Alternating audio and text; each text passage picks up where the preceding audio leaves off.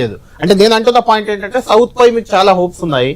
South లో ఏఐడిఎం అక్కడ కూడా ఏఐడిఎంకే తో కలిసినా మీకు లాభం లేదు. నేను అదే చెప్తున్నా కళ్యాణ్. ఇప్పుడు అక్కడ ఒకవేళ కేరళలో ఓపెనింగ్ అయింది, ఇదివరకు ఒక్కరు కూడా లేరు. తమిళనాడు మనం చెప్పుకోవాల్సి వస్తే ఏంటంటే ఒకవేళ టీవీకి లేకుండా ఉండి ఉంటాయి వల్ల లేకుంటే గెలిచేదేమో, దిలీప్ రెడ్డి గారు ప్రభుత్వ వ్యతిరేకత ఉంది కాబట్టి అక్కడ తమిళనాడు ఒక హీరో.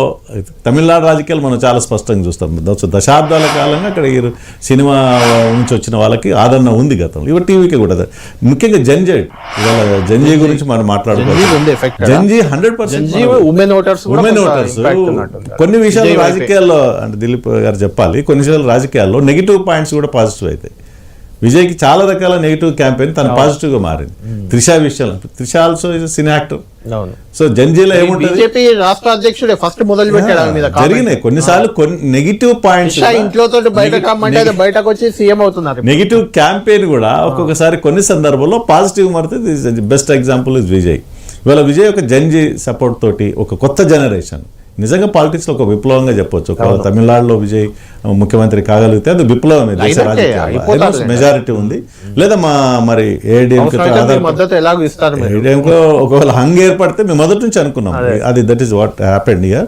మొదటి నుంచి తమిళనాడులో హంగ్ చేసాం, ఆయన ముందుకు రాలేదు.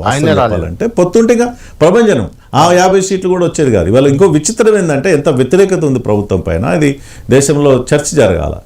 ముఖ్యమంత్రితో సహా తన కొడుకుతో సహా దాదాపు 28 మంది మంత్రులు ఓడిపోతున్నారు. ఎంటైర్ క్యాబినెట్ ఓటమి చూస్తున్న సందర్భం ఇవాళ తమిళనాడు చూసి అంటే ఎంత వ్యతిరేకత ఉంది. అందుకే విజయ్ అది క్యాప్చర్ చేయగలిగాడు, తనకు అనుకూలంగా మార్చుకోగలిగాడు. డెఫినెట్గా ఒకవేళ విజయ్ పార్టీ లేకపోతే అక్కడ బీజేపీ ప్రభుత్వం ఏర్పడేది. అన్నాడీఎంకే సపోర్ట్ తోటి 100% బీజేపీ ప్రభుత్వం ఉండేది. ఓవరాల్గా కేరళలో మనం చూసినాం. అక్కడ గతంలో రాహుల్ గాంధీ గారు పార్లమెంట్ సభ్యులు, నార్త్ నుంచి సౌత్ వచ్చి పోటీ చేశారు. ఇప్పుడు ప్రియాంక గారు పార్లమెంట్ సభ్యులు, కేసీ వేణుగోపాల్ గారు ఉన్నారు, అదేవిధంగా శశి థరూర్ గారు ఉన్నారు. అక్కడ ప్రభుత్వ వ్యతిరేకత పనిచేసింది కాబట్టి ఇప్పుడు అక్కడ కేరళ యూడీఎఫ్ ప్రభుత్వం ఏర్పడతారు. దిలీప్ రెడ్డి గారు ఒకటి దేశంలో ఉన్న కమ్యూనిస్ట్ పార్టీ ప్రభుత్వం కేరళలో ఒకటే ప్రభుత్వం ఉంది, అది కూడా ఇప్పుడు పోయింది. దాన్ని ఎలా చూడాలి అంటే అక్కడ ఆ కేరళ విజయంలో రేవంత్ రెడ్డి పాత్ర కూడా ఉందనేది ఒక చర్చ జరుగుతుంది కొద్ది రోజులుగా. ఎందుకంటే డైరెక్ట్ పినరాయి విజయన్ రేవంత్ మధ్య మాటల యుద్ధం కొద్దిగా నడిచింది అక్కడ. డైరెక్ట్ పినరాయి విజయన్ ని ఆయన ఇండియా కూటమిలో ఉన్న సిపిఎం ఇండియా కూటమిలో ఉంది, ఆయన పట్టుకొని బీజేపీతో అలయన్స్ అయ్యాడని కూడా కామెంట్ చేశారు రేవంత్ రెడ్డి గారు. అది చాలా సంచలనమైంది. అది దాని ఎఫెక్ట్ పడిందంటారు అక్కడ. పడడం అంటే అక్కడ ఉన్న గ్రౌండ్ ప్రివైలింగ్ సిచ్యువేషన్ కి ఈయన కొంచెం ఆజ్యం పోసినట్టుగా అగ్రెసివ్ గా మాట్లాడినాడు. కానీ ఆయన ఇక్కడ కమ్యూనిస్టులతో పొత్తుతో ప్రభుత్వం ఉంది, ప్రభుత్వం ఉంటే అక్కడ కమ్యూనిస్టులను విమర్శ చేసినాడు. విమర్శ చేసి ఏమన్నా అంటే భారతీయ జనతా పార్టీ బ్యాక్ చేస్తుంది కమ్యూనిస్టులని అని. ఎందుకంటే కమ్యూనిస్టులు బెంగాల్లో బ్యాక్ చేస్తున్నారని, అవును, ఏది మమతాన్ని దించేసే ఉద్దేశంతో బీజేపీని కమ్యూనిస్టులు రాజకీయంగా ప్రాధాన్యత కోల్పోయినారు, క్రెడిబిలిటీ కూడా కోల్పోయినారు. నిజానికి లేకపోతే కమ్యూనిస్టులు ఇండియన్ కాంటెక్స్ట్ లో ప్రభుత్వం నడపడానికి పనికిరారు, ప్రతిపక్షంగా ఉండి రూల్ చేయడం అనేది ఈ దేశానికి ప్రయోజనం. మీరు యూపీఏ 1 కనుక తీసుకున్నట్టయితే మీకు క్లియర్ గా తెలుస్తుంది.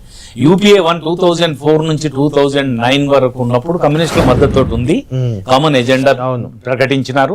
దాని ప్రకారం కార్యక్రమాలు చేస్తే ఏది మన ఎన్ఆర్జీజీ వచ్చినప్పుడే, రైట్ టు ఎడ్యుకేషన్ వచ్చినప్పుడే, రైట్ టు ఇన్ఫర్మేషన్ వచ్చినప్పుడే, ఫుడ్ సెక్యూరిటీ యాక్ట్ వచ్చినప్పుడే చాలా చాలా మంచి మంచి ప్రోగ్రెసివ్ ఎనాక్ట్మెంట్స్ ప్రెజర్ ఉన్నప్పుడు, కమ్యూనిస్టుల ప్రెజర్ ఉన్నప్పుడు ప్రభుత్వం మీద వచ్చింది.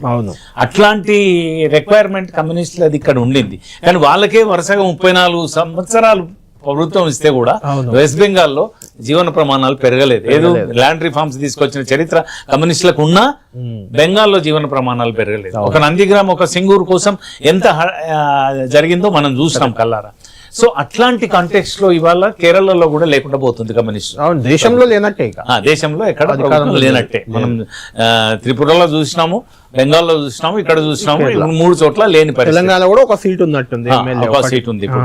అది కూడా పొత్తుల్లో, కాంగ్రెస్ పొత్తుల్లో. పొత్తులు లేకుండా అప్పుడు కోట్ల విజయభాస్కర్ రెడ్డి అనేవారు సిపిఐ అన్నా సిపిఎం అన్నా 1-2 చోట్ల గెలుస్తుందేమో కానీ ఏ పొత్తులు లేకుండా సిపిఐ ఈ దేశంలో ఒక సీటు కూడా గెలవదు అని 95-96 ఆ ప్రాంతంలో కోట్ల విజయభాస్కర్ రెడ్డి అనేది అట్లా మార్జినలైజ్ అయిపోయారు కమ్యూనిస్ట్. అంటే కమ్యూనిస్టులు అంటే మీ దృష్టిలో ఇప్పుడు చెప్పండి, కమ్యూనిస్టులు